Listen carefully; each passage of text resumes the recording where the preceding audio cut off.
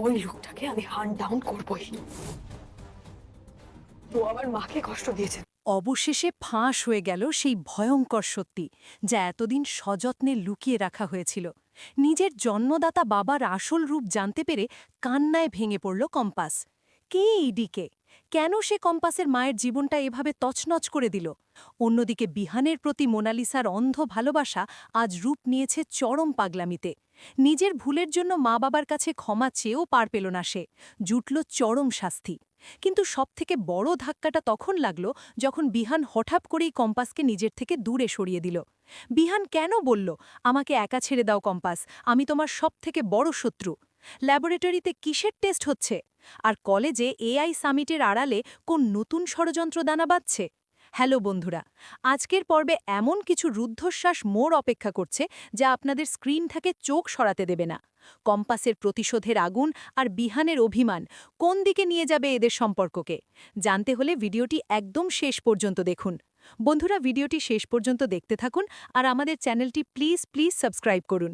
ভিডিওতে একটি লাইক দিয়ে পাশে থাকুন।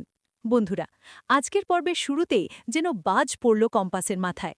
যে মানুষটাকে সে নিজের বাবা ভেবে এসেছে, সে আজ জানিয়ে দিল এক নিষ্ঠুর অতীত।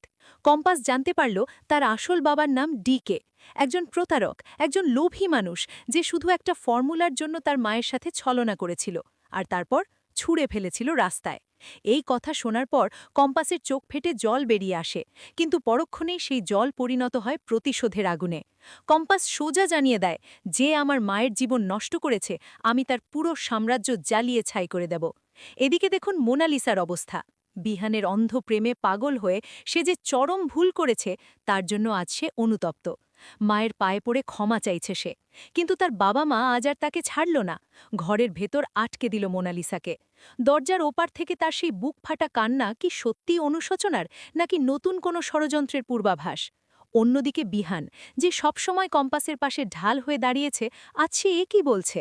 কম্পাস যখন তাকে বোঝাতে যায়, বিহান পরিষ্কার বলে দেয়, আমার থেকে দূরে থাকো কম্পাস, আমার সাথে থাকা মানেই তোমার বিপদ।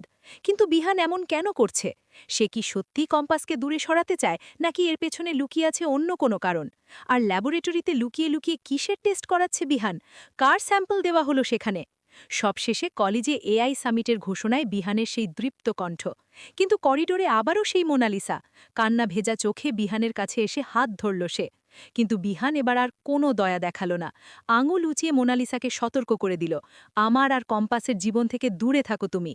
বন্ধুরা, বিহানের এই রুদ্রমূর্তি আর কম্পাসের প্রতিশোধ সিরিয়ালে এক বড়সড় ঝড়ের ইঙ্গিত দিচ্ছে। আপনাদের কি মনে হয়, বিহান কি ঠিক কাজ করল কম্পাসকে দূরে সরিয়ে দিয়ে, নাকি বিপদে একে অপরের পাশে থাকা উচিত ছিল? ল্যাবরেটরিতে বিহান কার ডিএনএ বা ব্লাড টেস্ট করাচ্ছে বলে আপনাদের ধারণা? মোনালিসা কি সত্যিই বদলে গেছে, নাকি বিহানের প্রত্যাখ্যান তাকে এবার খুনি বানিয়ে দেবে?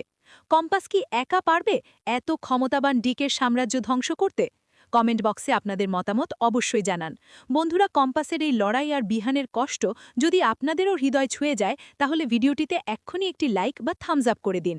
আগামী পর্বে কি হতে চলেছে, ল্যাব টেস্টের রিপোর্টে কার নাম আসবে, সব আপডেট সবার আগে পেতে আমাদের চ্যানেলটি সাবস্ক্রাইব বা বেল আইকনটি বাজিয়ে রাখুন। সিরিয়াল প্রেমী বন্ধুদের সাথে ভিডিওটি শেয়ার করতে ভুলবেন না। আপনার মতামত জানাতে নিচে কমেন্ট করুন।